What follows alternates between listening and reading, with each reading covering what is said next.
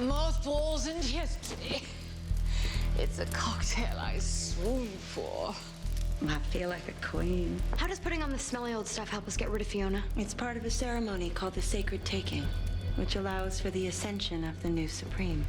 We're sure Misty's the next Supreme. I'm certain of her credentials. She's brought back more people from the dead than Jesus Christ. Disappointed? You thought it was you, didn't you? Well, I knew it wasn't you because when Fiona cut your throat, you died. It could be any one of us. Not really. It's pretty obvious. And what does that mean? Being the Supreme isn't something to wish for. It's not a gift, it's a burden. How many of these women had happy lives?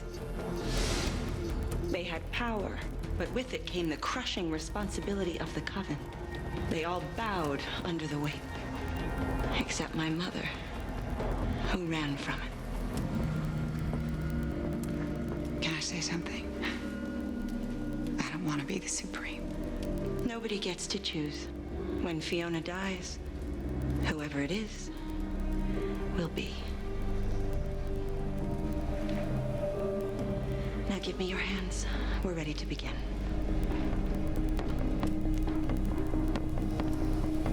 The Sacred Taking is a ritual used in times of crisis to ensure the survival of the coven.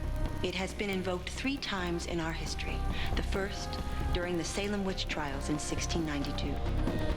The coven had decided to flee south, away from Salem and the persecution of the court of Oyer and Terminer. The reigning supreme at that time, Prudence Mather, suffered from consumption and knew she would be too weak to make the journey. She gathered her witches and invoked the Sacred Taking. It's the most hallowed sacrifice a supreme can make. Prudence took her own life, which allowed a new supreme to rise and lead them to safety.